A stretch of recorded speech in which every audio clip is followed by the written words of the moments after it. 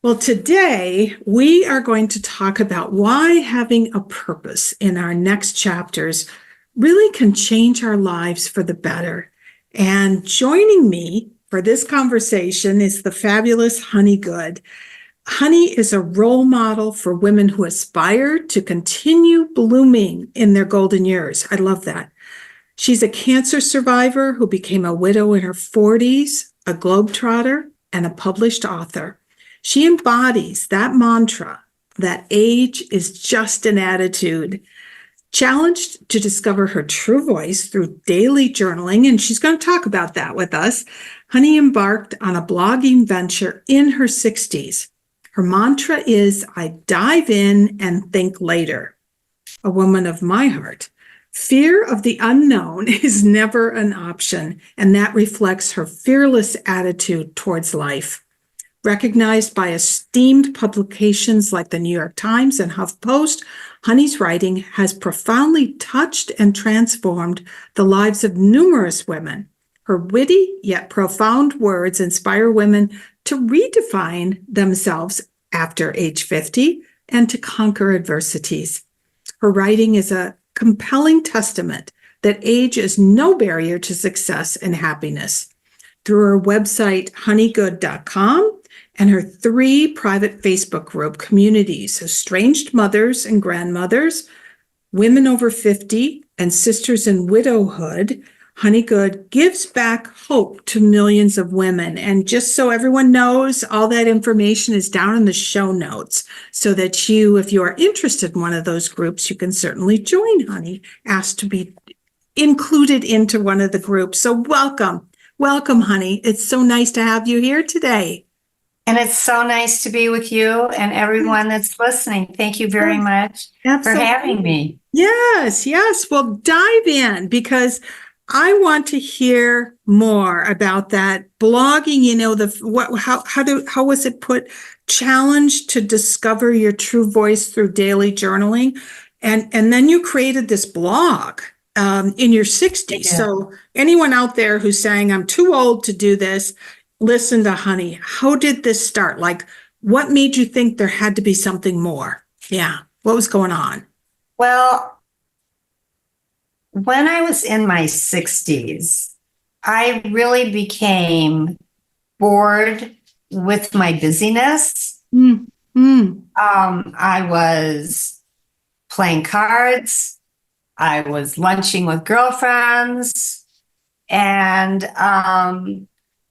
I was not, and playing golf, and I really was not content. One day, by accident, and I believe in serendipity, so I met a woman, and she said to me, "Oh, are you a snowbird?" And I said I was, and she asked me what I did, and I did what I just explained to all of you out there. And I said, I'm really looking for something new in my life. And she looked me right in the eyes and she said, I can tell you what to do. And I said, you can? She said, yes.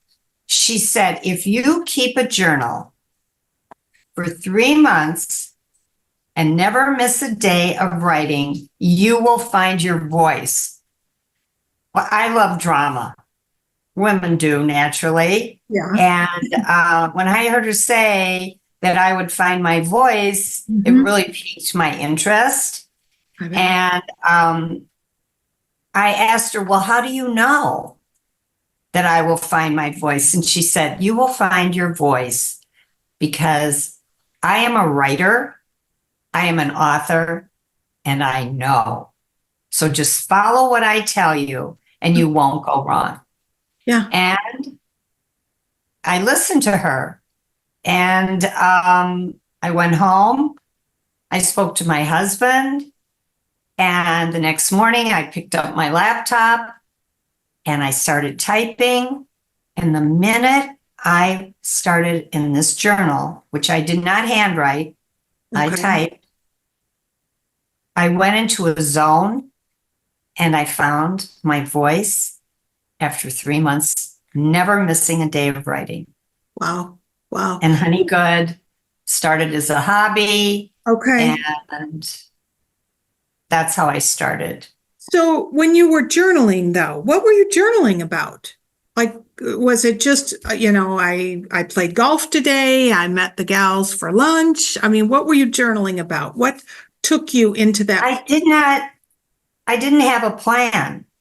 I just Okay. started writing down my personal feelings. Oh. And it wasn't about golf. It wasn't about cards. It was about everything in life. And Mm, I don't know. And one day it would be about travel. Another day it would be, oh, I found an accessory and how you can take a little black dress and wear it all day and put an accessory on at night. And suddenly it becomes a wonderful outfit for evening. I just wrote and wrote and wrote. And at the end of 3 months, um, my very closest friend from the time I was 6 years old called me and she said, what are you going to now do with your 8,000 words, 8 million words? right, Because right. I would send her my stories every Oh, wow. day. That's And a I said, I don't know. I have no idea what I'm going to do. And she said, well, I'm going to a networking meeting tonight. And I think you should go on the internet. And I responded, the internet? I don't know anything about the internet. She says, well, I just think you should share your stories with everyone Mm, because I've been so interested in what you've had to say. So when you asked me the question, did I write about mundane things? No, I didn't. mhm. I feel after the age of 50, I had a lot of substance and I wanted to just authentically write about how I dealt with being a woman over the Mhm. age of 50 in my Mhm. relationships, in with my husband, friends, family, strangers on the street. I talked about traveling around the world. I'm a world traveler. I talked about how to pack, how to unpack. I Yeah, talked about you name it. I just talked. sure. And it caught on because I did go on the internet. Yeah, you did. And at that time, it was still just a hobby. I just got up every day and I journaled. I wrote my stories, and little by little, women started gathering around me. Interesting. Uh, Do you think something happens to us, or maybe it doesn't, maybe it's internal versus external, where we start to have to make sense of something in our lives, post age 50? Why am I here? Where am I going? What am I doing? I I do because looking back on my life, I Mhm. remember when my children left for college. Mhm. I no longer had the PTA, I no longer had the carpools. I no longer had all the kids at the house and all their mothers to talk with and Sure. yak with. That's right. Um, so my life, there was a radical change in my life. And the one thing I did not want to happen, I didn't want to become a lonely woman.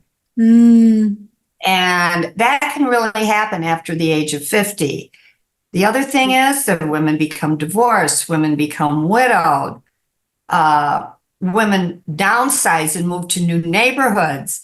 yeah, How do they set up life again? exactly. It's a very exciting change in a woman's life, but also many women are fearful at this stage of their life because they don't know what to do. I knew what to do. I just followed my heart. It led me. Yeah. So, but why, when you were journaling for 3 months, roughly 30, was it 30 days, 3 months? Remind me. It was 3 months. Three And months. That's a lot of writing. yes, I Uh, never missed a day. so, why a blog versus a book? Well, the only way, my only answer to that would be is when my friend went to the networking Mm-hmm. She found a young man who was interested in putting me on the internet. Okay. Yeah. So I invited him to my house, Mm-hmm. and he said, there aren't a lot of women out there writing like you are, being really authentic and allowing themselves to be vulnerable and just talking about everyday life and how they handle it. Yeah. I would like to put you on the internet. I have a small company, and my sister, who happens to be an English teacher, could be your editor, and she'll edit your stories. Oh my. And so I am an author now. I have written a book, Mm-hmm. but at that time, it never entered my mind to write a book. It never entered my mind to do anything. Everything just started falling into my lap. And instead of saying, like so many women do over the age of 50, I can't go there, I'm afraid. Mm-hmm. I never thought about that. I just thought, I'm going to jump in. And if I fail, at least I tried. Were you So I married took at the that time? gamble. Were you married What? at that time, honey? Yes, I was remarried. You were remarried at that point. Yes. Um, Yes. do you find that made a difference versus being alone? Are we more fearful because you had a period of time where you were, a single parent, you were widowed. Yes. Widow. What is different having a partner versus not having a partner? Well, having a partner, is a best friend. Yeah. So you have someone to just bounce everything off with. Mhm. But knowing myself, I would have done it anyway. Okay. That's important. Yeah. Yeah. And when you think of your life, because really starting this conversation was about how having purpose, having something that you really want to do actually changes your life in a very positive way, especially as you're an aging woman. So when you look at how you are today, what your life is like, you've got Elena in the background, you've got, all you putting out blogs, you got 3 Facebook groups, what's different in your life now than what it had been if you had kept playing cards and golf and lunch? Well, if I could compare myself to my girlfriends that play cards and golf, Okay. I've become a very wise woman. Oh, wow. I've become a worldly woman. Much more so than you would have if you kept playing cards and only, not that Yes. Yes. yeah. Why? Tell us why that has added. Because I forced myself to reach out, to take all the different tentacles and just of life and research them. And, curiosity is a wonderful, wonderful advantage if a woman has it. It is. So many women after the age of 50 get stuck. Mm. And, I see it amongst my friends. They're happy though. They are not unhappy, my friends, but they get stuck. And I just have this wanderlust for life. Mm-hmm. And so having my blog pushed me to frontiers that I never ever thought that if I was just in my little cocoon, I would not have experienced. Look at your life. Look what you've done. Exactly. I can't stress it enough that I think we have to, it doesn't mean you have to start a blog or write a book or start a business, but you have to have some kind of project, and maybe a series of projects, because you started with, 3 months of writing that developed into a blog that developed. Obviously it's got bigger, then you wrote a book, you've got 3 Facebook groups, so it's kept growing. So that's why I say it doesn't have to be a business per se. It can be a project that can develop into a series of projects, because I think it really does change your perspective, and jump in about aging, because I think chasing anti-aging is like a race you're never going to win. It's brutal, I think. I agree. And when you mention the word project, Mm-hmm. I write about that. And for those women Uh-huh. who are feeling somewhat invisible, Mm-hmm. which can happen as we age because we're not as beautiful as we were when we were younger. Our hair is gray. Mm-hmm. Uh, we're not noticed the way we were noticed. Oh, And we more or less become within ourselves feeling invisible. We don't have to do that. We don't have to feel invisible. And when you say the word project, I write about that. And I say to women who are sitting home, I say, you know, you can do the crossword puzzles every day. mm-hmm.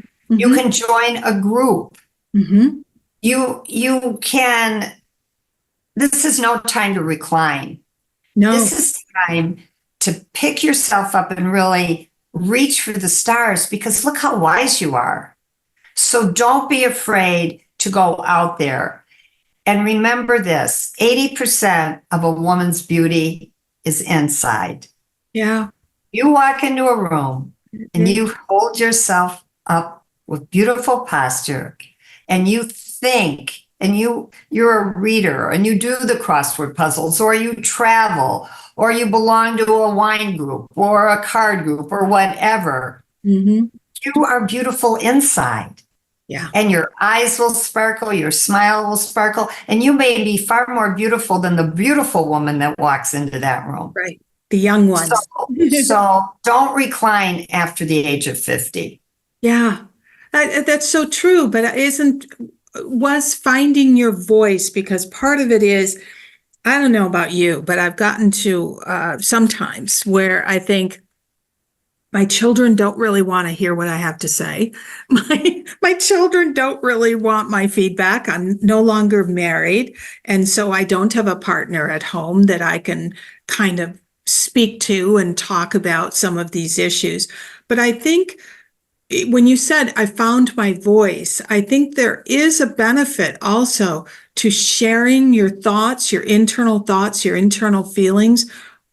It sounds really strange, but to a greater world than just your kids or just your partner, because I think we can drive them a little nuts. I don't think my children want to hear from me all the time. Well, we give our children their roots and Mm-hmm. then we give our children their wings. Mm-hmm. And then it's our turn. Yeah. It's our turn to grow and continue our bloom. Mm-hmm. And I say to women, I write this if you want a new project, you cannot ride the elevator. You've got to climb the stairs. Oh, that's You've good. got to go for it. You've got to, something in you has to push you. Yeah. And as I said before, fear is a killer. Yeah. And so many women are afraid to venture out in, and into new horizons. Why do you think that happens? Because actually, we have less to risk now than we did when we were 30 years old. Well, I think it's this feeling of invisibility. Okay. Talk I more. think I don't really know what it is. I are women tired? Do women just I don't know what it is. Yeah. Uh look at society. Everything's geared to the young, to the It is. youthful. It is. How many influencers are there that are 60 plus or even 50 plus? Not many. Not many. Not many. Yeah. And yet we are really very wise because we've had all these years Oh, where we've made our mistakes and we've learned our lessons. And we really do know who we are. mm-hmm. I do think after I wouldn't say 50, but further down the road, in the 60s, especially when there's divorce, when there's widowhood, where then loneliness starts creeping in also Sure. into a woman's life. It's she's got to pick herself up and just go. Yeah. How important are girlfriends at this point? I think very important. Yeah, I would. And I Yeah. think women really need women. Mm-hmm. And I think that girlfriends are very important. And I don't think you have to have best friends. Mm-hmm. I think it's nice to have acquaintances Mm-hmm. because acquaintances come and go. And think about everything you learn from a new acquaintance. Oh gosh. Then you have your steady Eddie best Yeah. friends to Yeah. share your life with. Women need women Yeah. for sure. I agree. I absolutely agree. And even if all you do is look at kind of the statistics, life expectancies, the likelihood we're going to end up, if we are lucky enough, blessed enough to keep living, we're going to end up in a very female dominant environment. I It just know. so happens there's more and more women as we age because we live longer. So consequently, there's even a bigger reason for us to think about purpose, because at 50 years old, you could potentially have 40 more years easily. And what are you going to do with those years? You've got lots to do. Yeah. So if you sit there at 55, now, not many women I know retire at 55, but even at 65, and you think about 20 years of playing cards, 20 years of planning out lunches or, cocktail hour with your husband or whatever, that sounds laborious to me, but that's me. I think there's a lot of women out there today doing a lot that are over 50. Yeah. I do. I really do. You meet them in your Facebook group to talk about your different groups, because you've got the women over 50 group. It's a good sized group. The women over 50, they're fabulous. And a lot of women over the age of 55, 50 and upwards, they are traveling. They are going. And a lot of them are even doing solo travel. Yeah, I agree. So whether they're married or not. and they're very upbeat. They really are. The Celebrate Life group. Yeah. They're happy. That's And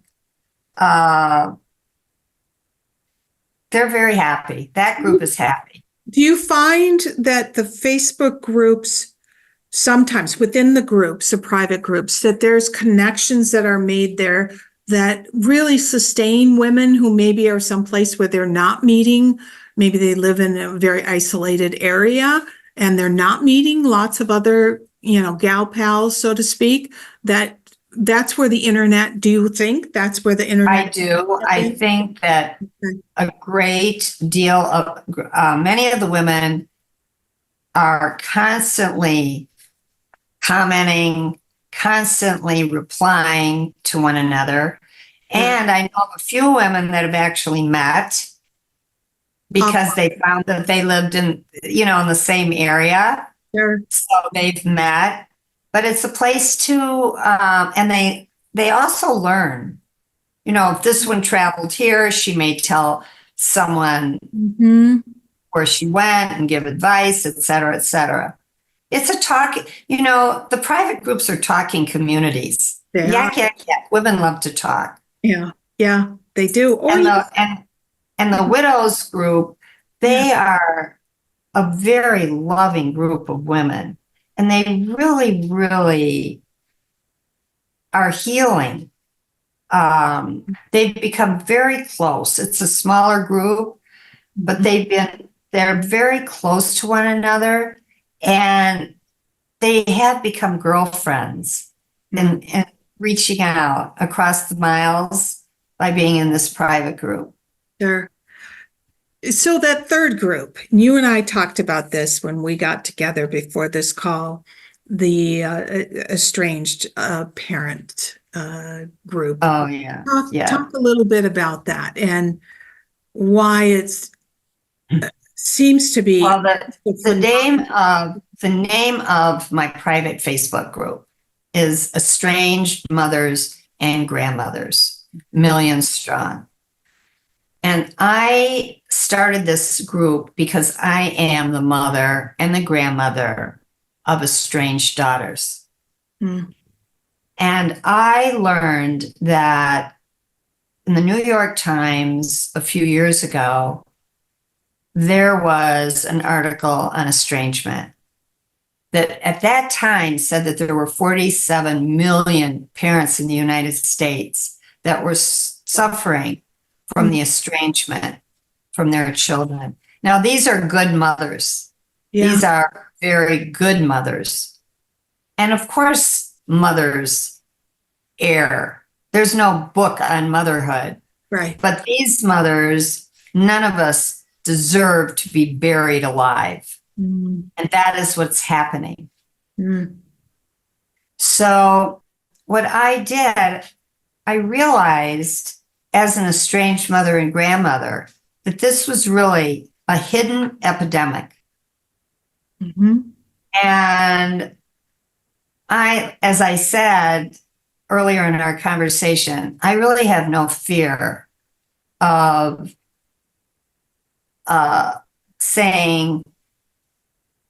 being vulnerable.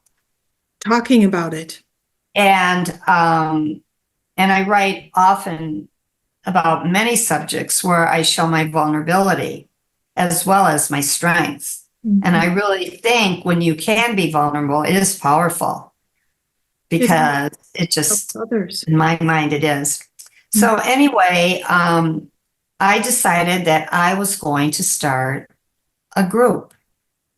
And I was amazed how quickly, and I've no paid advertisement on Facebook.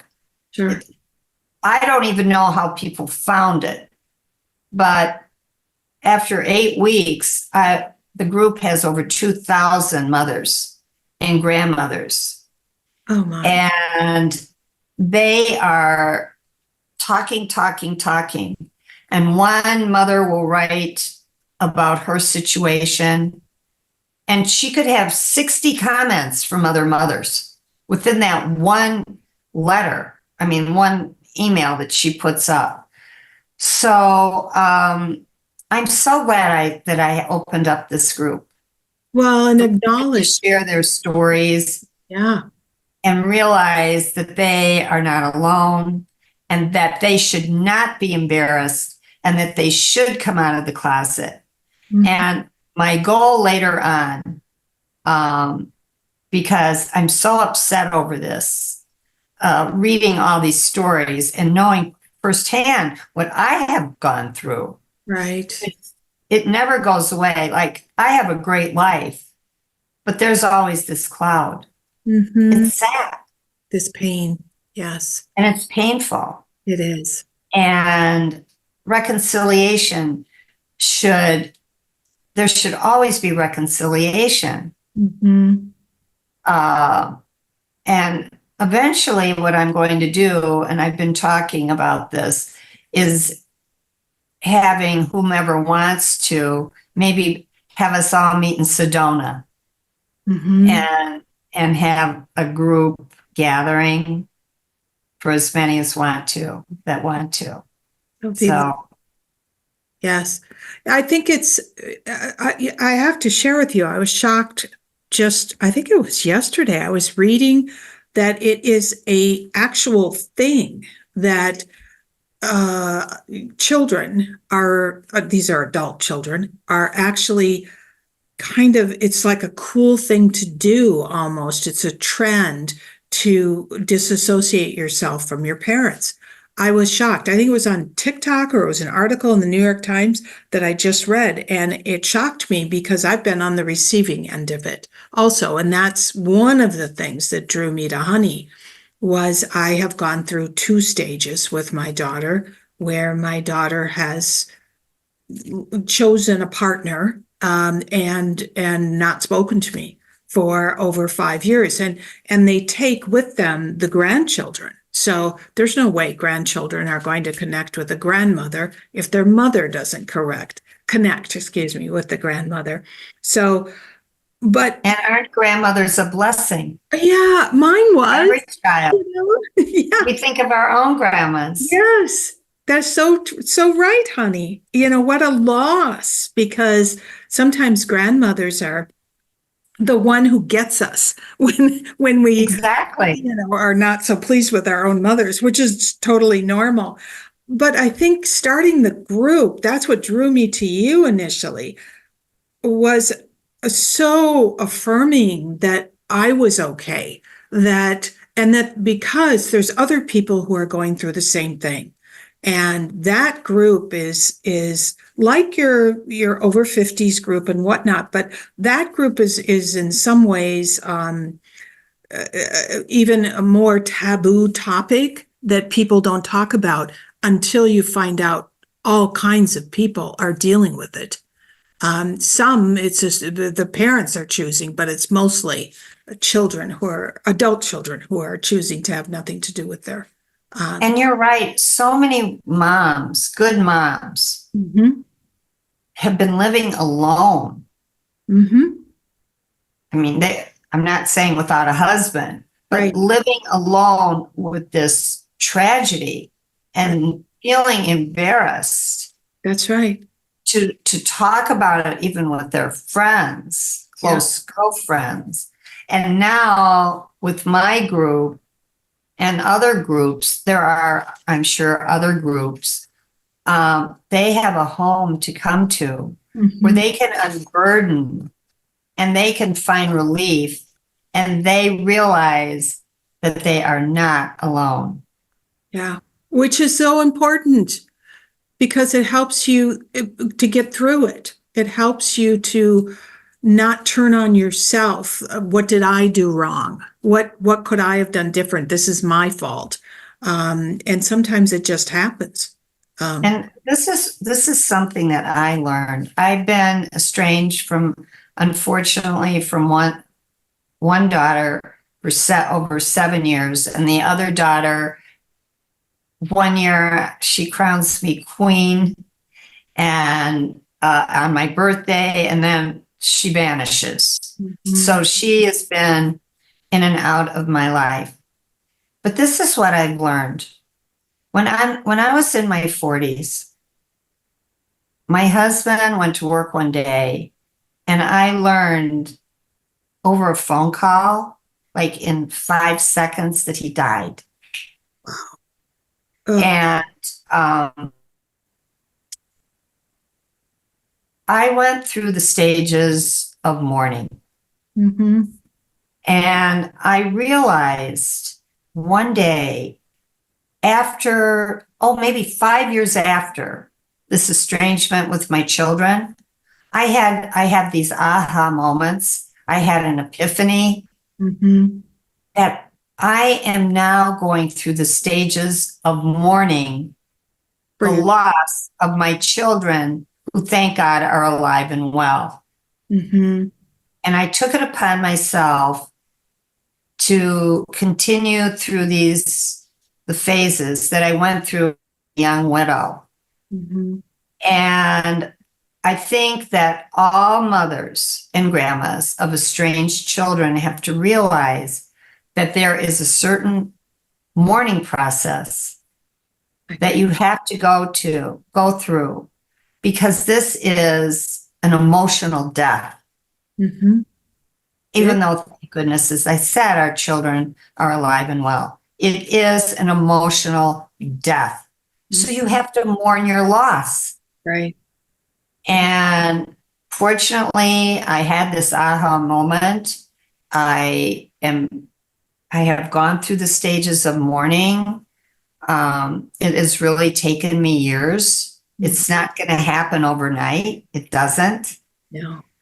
But it's harder than losing your children is harder than losing your husband in a Mhm, sense, because losing a spouse is final. mhm. And eventually you do heal. But the loss of your children, it's not final. It's never final. And None. it's so sad Yeah. that I could cry. Yeah. Yeah. I, I, Not only for myself, but for probably now 60 million mothers that are out there going through what you and I are going through for no reason.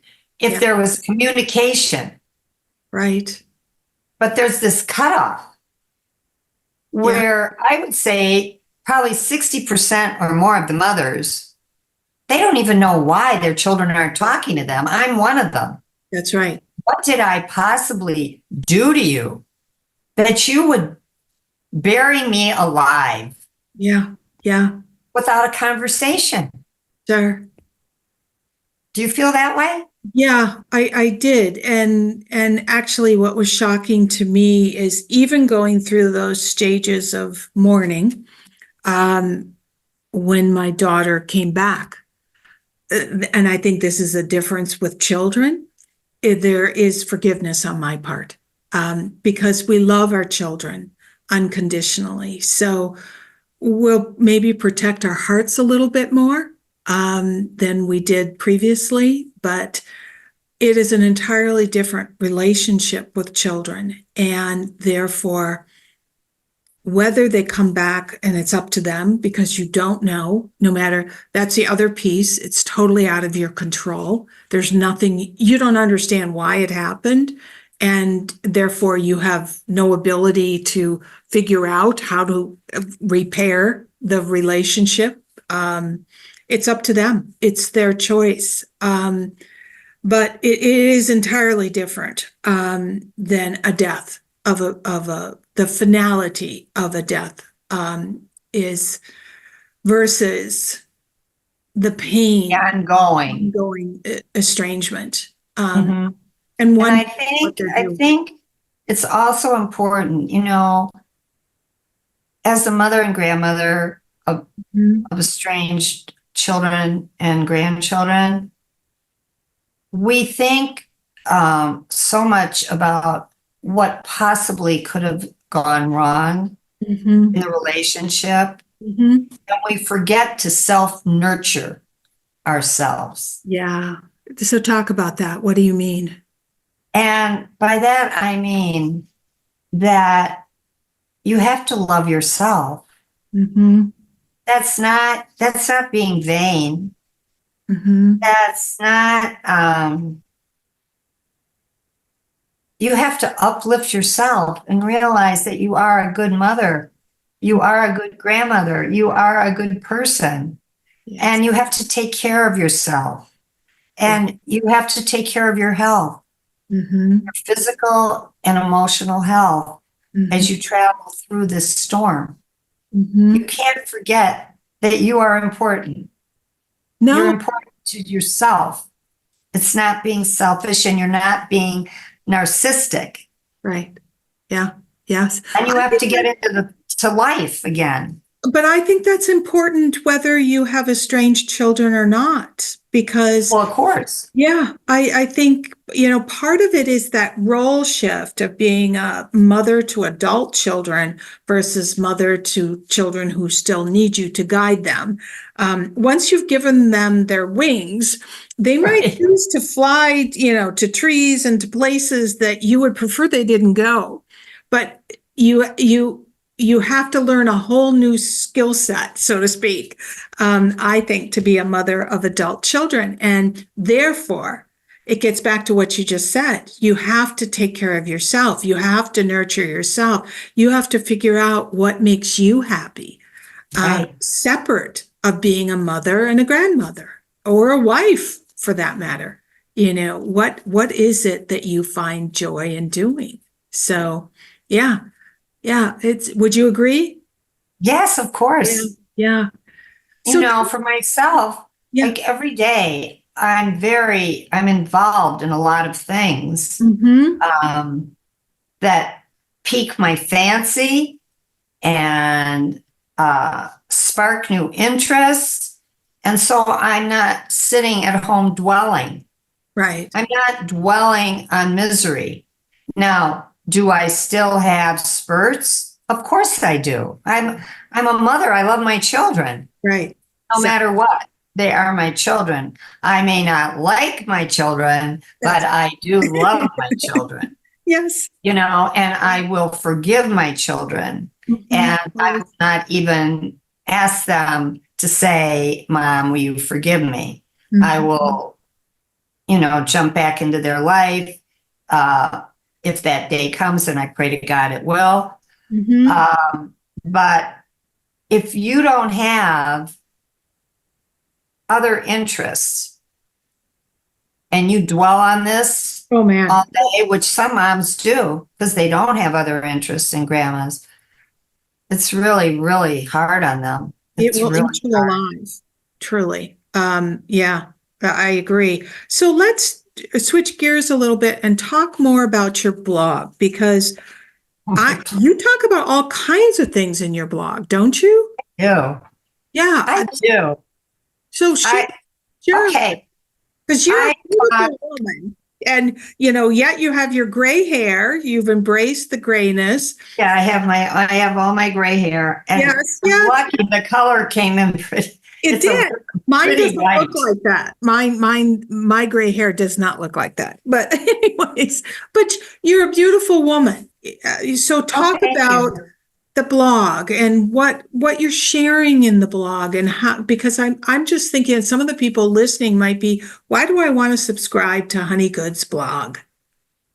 Well, I would. I write about everyday life. As I said, and I don't say this in a braggadocious manner, I am a worldly woman. Why am I a worldly woman?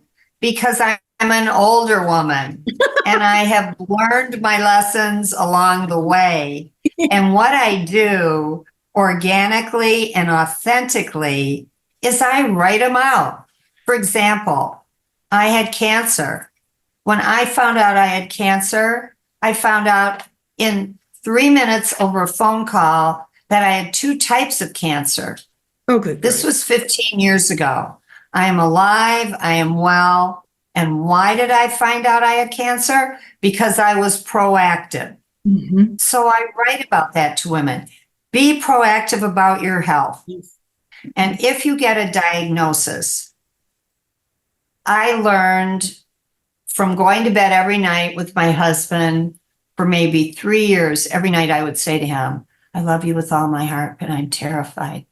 I'm just terrified. And I was terrified of getting cancer again. Mhm. But I learned over time to see things in life gray. Don't see them black. Yeah. Because black doesn't happen often. Gray comes a lot. Yeah. And Yeah. gray can be solved, right? The gray things in our life. Yeah. So I tell them, after you get a diagnosis, you're afraid to go back to the doctor. I was. So I'm writing from my heart. I'm not a psychologist. I'm not a psychiatrist. I earned my PhD in life. I didn't learn it out of a book. Right. So I say, don't ever miss a test. Hmm. I don't care.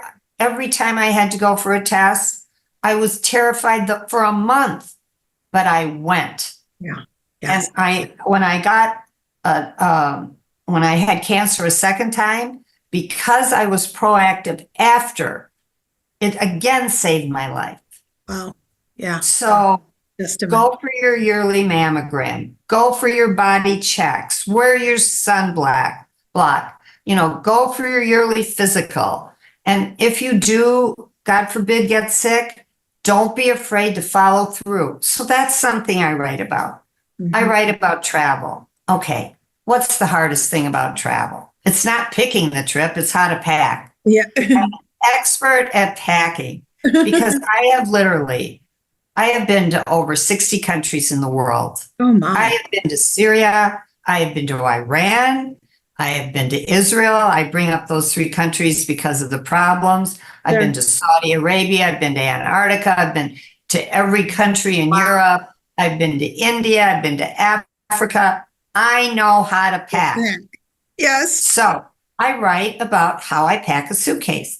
I also write about how to unpack a suitcase, how to do it really fast and easy. and put things in your drawer. So I write about how to pick the perfect travel agent. Don't just pick a travel agent that goes on her computer and says, go to Greece. Pick a travel agent that went to Greece. Right? Knows what So, she is talking about. and I write about style, and I write about you don't need 50 pair of black pants. You just need tons of great accessories.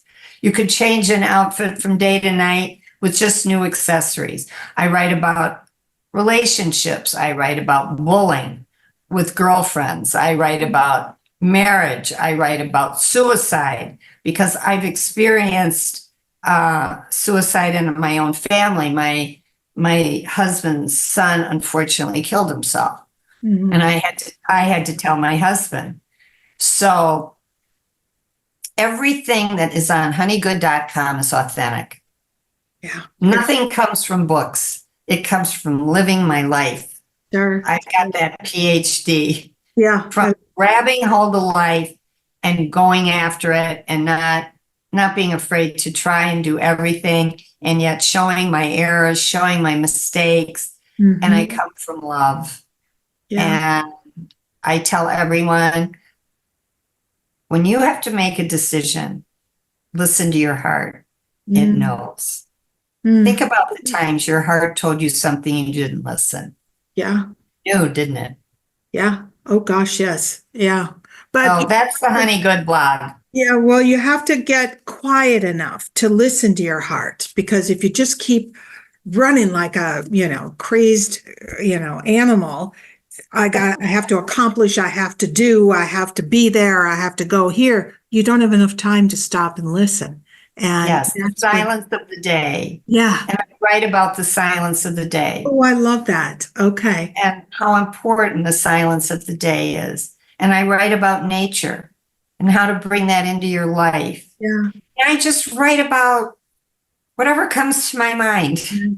Do you ever, honey, get stuck yourself where you sit About there what and to go, write "Oh, about?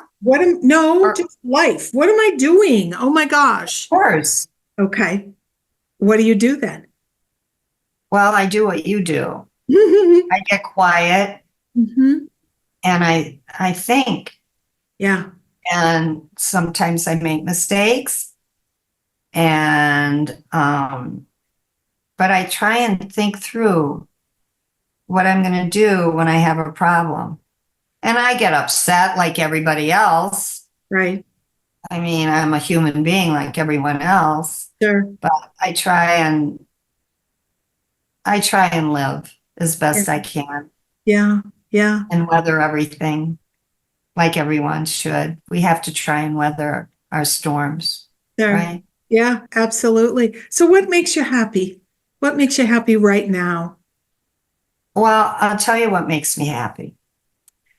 My husband, I write about my husband. I call him my ultimate concierge because he's the ultimate concierge. Oh my There gosh. is nothing my husband would not do for me and has Oh, not done for me. how I beautiful. mean that. And I also say he's my best girlfriend. Oh, He is. So that makes me happy. The certainly. second thing that makes me happy, um, I have to say family. I have my husband's family. I'm very close to my husband's family, and they make me very happy. Mm. If the other thing that makes me happy every day, besides my dog America, is nature. Oh, interesting. Yeah. I I traded. love, I love the last thing I did last week is I bought my first lemon tree for Mm. my house. And I live in a condo, but they told me I could grow a lemon tree. So I Oh, have a lemon tree. Nature, everything about nature makes me happy. It's the little things in life that make me happy. yeah. It's the big things come and go. Yeah. It's the everyday little things. And the silence of the day makes me happy. Mm. Mm. Yeah. With your lemon tree. Love What it. makes you happy What makes me happy? Oh gosh, every day? I love your phrase, it's the little things of the day.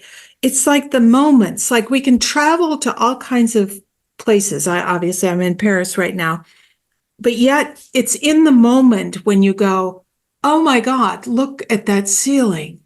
Oh my goodness. Someone, I listened to someone speak about something and it just touched me and it caused me to think internally. Yeah, it's the moments, or it's like an incredible book that you're so sad it's finished, because you have to say goodbye to the characters.